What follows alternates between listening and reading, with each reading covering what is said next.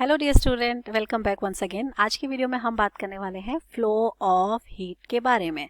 Flow of heat ये कहाँ आप पढ़ रहे हैं बच्चों? ये आप पढ़ रहे हैं फार्मास्यूटिकल इंजीनियरिंग सब्जेक्ट के अंदर। आपका जो सेकंड यूनिट है ना, उसके अंदर आपका एक चैप्टर आता है फ्लो ऑफ हीट। तो बच्चों आज कौन कौन से टॉपिक हम कवर करने वाले हैं जरा नजर डाल लेते हैं।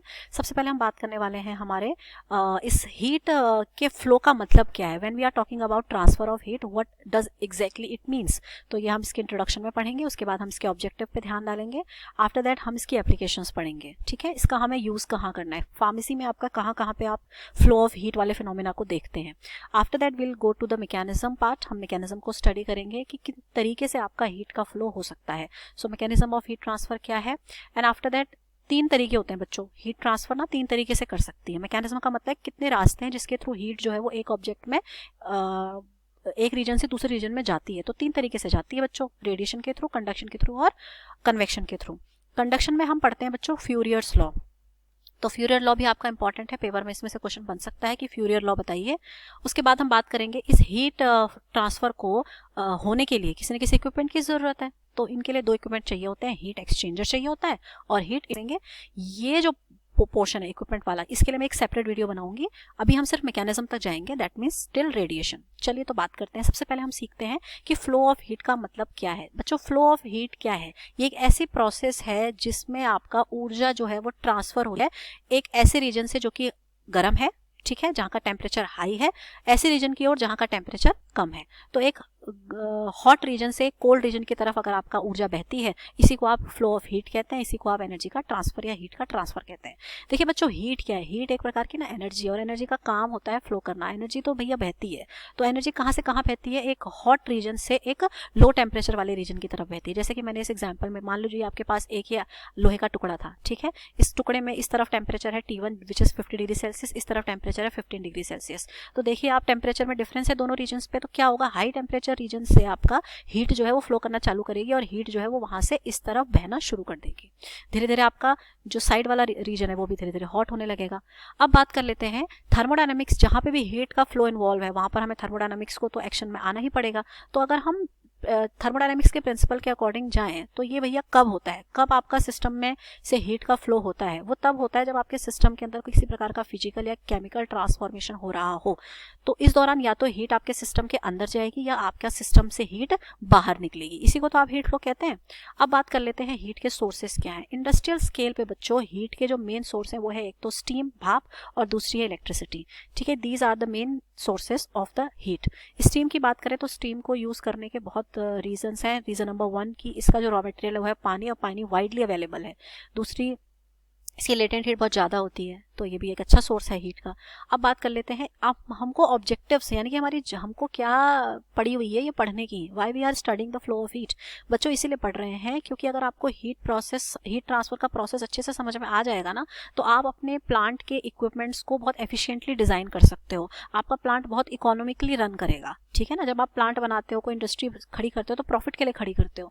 अगर आपकी फार्मास्यूटिकल कंपनी है तो फार्मास्यूटिकल कंपनी की बहुत सारी प्रोसेसेस में ना हीट ट्रांसफर इन्वॉल्व रहता है। अगर आपने अपने इक्विपमेंट्स को अच्छे से डिजाइन किया होगा, इन प्रोसेसेस को पढ़ के, इनकी आपको थ्योरी पता होगी, तो प्रैक्टिकली आप वैसे ही डिजाइन करोगे अपने इक्विपमेंट। जब आपके इक्विपमेंट्स अच्छे डिजाइन होंगे, एफिशिएंटली डिजाइन होंगे, तो इकोनॉमी अच्छी ही आएगी। ठीक है ना। अब बात कर लेते हैं एप्लीकेशन की। क्योंकि जैसे कि मैंने अभी आपको बताया कि आप जब प्लांट डिजाइन करते हैं तो आपका बहुत सारी प्रोसेसेस हैं जहां पर आपका हीट इन्वॉल्व रहती है, हीट ट्रांसफर इन्वॉल्व रहता है। तो आप चाहे इवेपोरेशन कर रहे हो, ठीक है ना, मान लीजिए आप आपके पास इवेपोरेटर है, ठीक है ना, पैन इवेपोरेटर है जिसमें आप ड्राई कंसंट्रेशन कर रहे हैं प्रोडक्ट का, फार्मास्यूटिकल प्रोडक्ट का, तो वहां पर आपको हीट इन्वॉल्व करनी पड़ती है। डिस्टिलेशन कर रहे हैं आप, मान लीजिए आपको प्योर वाटर चाहिए है, आपको इसेंशियल ऑयल को आप डिस्टिलेशन से एक्सट्रैक्ट कर रहे हैं, तो वहां पर भी आपको हीट इन्वॉल्व करनी पड़ती है। ड्राइंग कर रहे हैं, ग्रेन्यूल्स को आप ड्राई कर रहे हैं, मान लीजिए टैबलेट्स बनाने के लिए आपने ग्रेन्यूल्स लिए, उनको आपको ड्राई करना है, तो वहां पर आपको हीट इन्वॉल्व करनी पड़ेगी। क्रिस्टलाइजेशन, जब हम क्रिस्टल्स ऑब्टेन करते हैं तो वहां पर भी हम हीट को इन्वॉल्व करते हैं। स्टरलाइजेशन, ऑटोक्लेव हम करते हैं अपने स्टरलाइज प्रोडक्ट्स को स्टराइल करने के लिए, तो स्टरलाइजेशन में भी बच्चों स्टीम इन्वॉल्व होती है, हीट ट्रांसफर इन्वॉल्व होता है। तो बच्चों ये सारी ऐसी प्रोसेसेस हैं जहां पर हम हीट की सप्लाई करते हैं ताकि हमको मटेरियल जो है वो डिजायरेबल फॉर्म में ऑब्टेन हो सके। अब बात कर लेते हैं मैकेनिज्म की कि किन तरीकों से आपका ये होता है। देखिए हीट का फ्लो आपके ऑब्जेक्ट के अंदर किसी एक मेथड से हो ऐसा जरूरी नहीं है। एक मेथड या फिर combination of 3 methods can be possible to conduct the heat और टू ट्रांसफर द हीट। चलिए सबसे पहले बात कर लेते हैं कंडक्शन की। तो कंडक्शन क्या है? कंडक्शन एक ऐसा मेथड ऑफ ट्रांसफर है जिसमें आपका एटम के जो अपना एक मोमेंटम है उसका, वो अपने मोमेंटम को दूसरे एटम को ट्रांसफर कर देता है, या एक मॉलिक्यूल अपने मोमेंटम को दूसरे मॉलिक्यूल को ट्रांसफर कर देता है। कंडक्शन वाले मेथड में आपका कोई भी एटम या कोई भी लेयर आपस में एक्चुअली में मिक्स होती नहीं है, देयर इज नो मिक्सिंग। यहाँ पर सिर्फ क्या होता है? ट्रांसफर होता है मोमेंटम का। एक एटम दूसरे एटम को या एक मॉलिक्यूल दूसरे एटम को अपना मोमेंटम ट्रांसफर करता है। कंडक्शन की जो प्रोसेस है बच्चों, वो मेनली देखने को मिलती है हमें सॉलिड्स में, ठीक है ना, क्योंकि सॉलिड में बच्चों क्या होता है? मूवमेंट तो रेस्ट्रिक्टेड होता है, तो मिक्सिंग होने के लिए मूवमेंट बहुत जरूरी है, मॉलिक्यूल फ्रीली मूव कर सके। अब चूंकि मिक्सिंग होती नहीं है तो सॉलिड्स में तो पॉसिबल ही नहीं है, सॉरी लिक्विड्स में तो पॉसिबल ही नहीं है, तो सॉलिड्स में आपका ये मेनली देखने को मिलता है। अगर आपको जैसे मान लो आपको एक मेटल को गर्म करना है, तो आप मेटल के एक सिरे को इलेक्ट्रिसिटी के सिरे से जोड़ते हो या स्टीम से जोड़ते हो, तो दूसरा सिरा भी कुछ देर बाद गर्म हो जाता है मेटल का, यानी कि वहां तक हीट सप्लाई हो रही है। तो हीट सप्लाई कैसी हो रही होगी? Through the conduction. कैसे होती है? क्योंकि मेटल्स के पास ना बच्चों फ्री इलेक्ट्रॉन्स होते हैं, free electrons are free to rotate, तो कोई भी आपका मैटर का डिस्प्लेसमेंट नहीं होता, सिर्फ इलेक्ट्रॉन जो है वो एक जगह से दूसरी जगह जाता है। जैसे फॉर एग्जाम्पल के लिए मान लीजिए आपके पास एक, ये डायग्राम मैंने बना रखा है, बहुत हौच-पौच हो गया है, एक आपके पास मेटल का टुकड़ा है, मान लीजिए आपने इसको यहाँ से गर्म करना शुरू करा, जब आप इसको गर्म हो जाएगा, अब इसके अंदर जो प्रेजेंट फ्री इलेक्ट्रॉन्स हैं वो आपका क्या करेंगे? वो आपका वाइब्रेट करना शुरू करेंगे जब एनर्जी मिलेगी। अब वो वाइब्रेशन एनर्जी अपने आसपास के मॉलिक्यूल को ट्रांसफर करते हैं और धीरे धीरे जो ये कोल्ड रीजन था ये भी क्या हो जाता है? हॉट हो जाता है। अब बात करते हैं मैकेनिज्म की, आखिर ये हीट ट्रांसफर कंडक्शन के थ्रू होता कैसे है।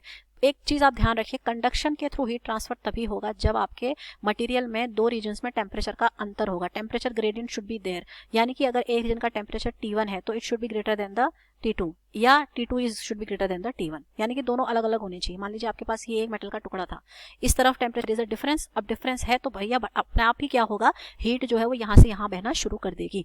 अगर आप इसको मैथमेटिकली एक्सप्रेस करना चाहें इक्वेशन के फॉर्म में, तो इसका जो रेट होगा, कितनी तेजी से आपका हीट का ट्रांसफर होगा, ये डिपेंड करता है ड्राइविंग फोर्स पर, और रेजिस्टेंस के इनवर्सली प्रोपोर्शनल रहता है। ड्राइविंग फोर्स क्या है? ड्राइविंग फोर्स का मतलब है कि टेम्परेचर का डिफरेंस क्या है। ड्राइविंग फोर्स मतलब the force which is driving the heat to flow. तो भैया यहाँ पे जो ड्राइविंग फोर्स है वो क्या है? टेम्परेचर का डिफरेंस, डेल्टा टी।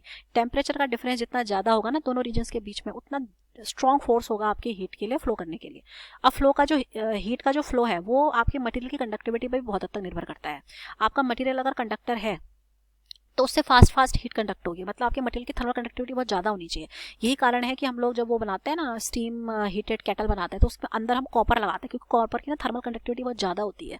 तो उसमें जो गर्म होगा आपका मेटल वो इसी वजह से होगा क्योंकि उसमें कॉपर की थर्मल कंडक्टिविटी हाई है। चलिए अब बात कर लेते हैं रेजिस्टेंस की। रेजिस्टेंस का मतलब क्या है? द हर्डल, द ऑब्स्ट्रक्शन, ठीक है ना। तो आपका रेजिस्टेंस जो है वो डिपेंड करता है आपकी सरफेस की थिकनेस पर और मीन प्रोपोर्शनलिटी कांस्टेंट पर। अब फ्यूरियर्स लॉ पर आ जाते हैं। फ्यूरियर लॉ क्या है बच्चों? ये हम पढ़ क्यों रहे हैं? हम इसलिए पढ़ रहे हैं क्योंकि हमें अपने मटेरियल की कंडक्टिविटी और उसकी रेजिस्टिविटी के बारे में पता होना चाहिए, तभी तो आप उसका सही सिलेक्शन करोगे। आपको अगर पता है कि मेरे ये मेटल की थर्मल कंडक्टिविटी ज़्यादा है ना, तो आप उसका क्या करोगे? आप उसका इस्तेमाल करोगे जहाँ जहाँ पे आपको थर्मल कंडक्टिविटी हाई चाहिए होगी। जहाँ जहाँ पे आपको पता है कि यार ये तो इसका रेजिस्टेंस ज़्यादा है, तो आप उसको वहाँ इस्तेमाल करोगे जहाँ पे आपको इंसुलेटर बनाना होगा। तो इंसुलेटर के रूप में आप उस मटेरियल को यूज़ करोगे जिसकी थर्मल कंडक्टिविटी लो है ना, और जिसकी हाई है उसको आप वहाँ यूज़ करोगे जहाँ आपको उसकी कंडक्टिविटी को यूज़ में लेके आना है। तो फ्यूरियर लॉ क्या कहता है बच्चों? फ्यूरियर लॉ कहता है कि जो रेट ऑफ फ्लो है किसी भी यूनिफॉर्म मटेरियल से, वो प्रोपोर्शनल होता है एरिया के और टेम्परेचर डिफरेंस के, एंड इनवर्सली प्रोपोर्शनल होता है लेंथ ऑफ द फ्लो के। अगर आप इसको मैथमेटिकली लिखो तो rate of heat flow is directly proportional to the area and the temperature difference, ठीक है ना।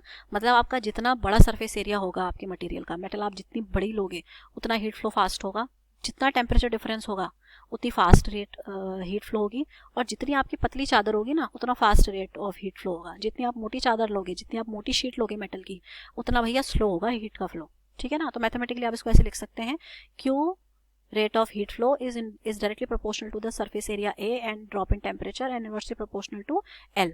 तो Q प्रोपोर्शनलिटी का साइन हटा, इक्वल्स टू आया, तो प्रोपोर्शनलिटी का कांस्टेंट आया Km। इसी को कहते हैं बच्चों मीन प्रोपोर्शनलिटी कांस्टेंट, जो मैंने ऊपर लिखा था ना रेजिस्टेंस, यहाँ पर ये मीन प्रोपोर्शनलिटी कांस्टेंट।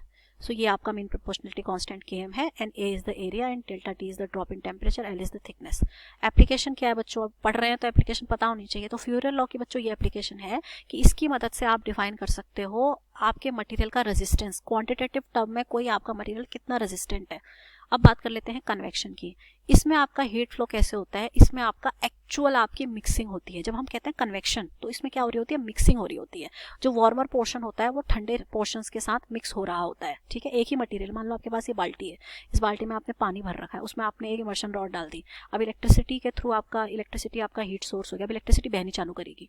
तो क्या होता है, पहले आपकी एक लेयर, पानी की एक लेयर जो है वो गर्म होती है, फिर दूसरी लेयर गर्म होती है। आप जब इमर्शन रॉड हटाओगे ना तो आप देखोगे आपको मिक्सिंग करनी पड़ती है वहाँ पे प्रॉपर, क्योंकि एक लेयर में आपका हीट ट्रांसफर हुई होती है, दूसरे में नहीं हुई होती है।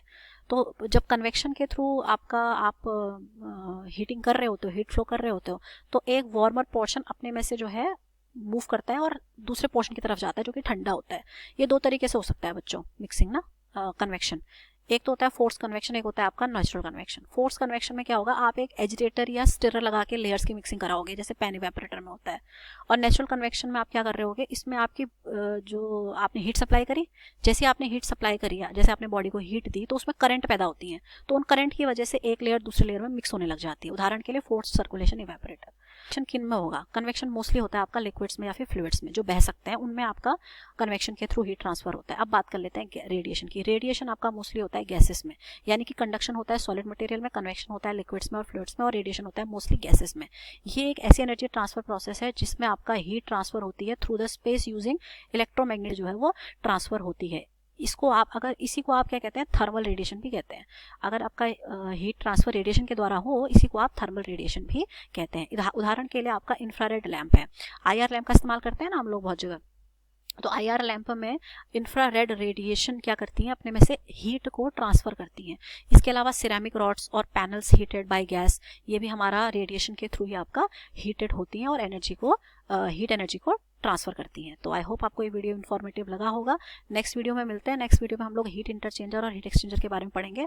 टिल देन आप इस चैनल को जरा सब्सक्राइब कर लें और अपने दोस्तों के साथ शेयर करें। And thank you so much for watching this video. Bye.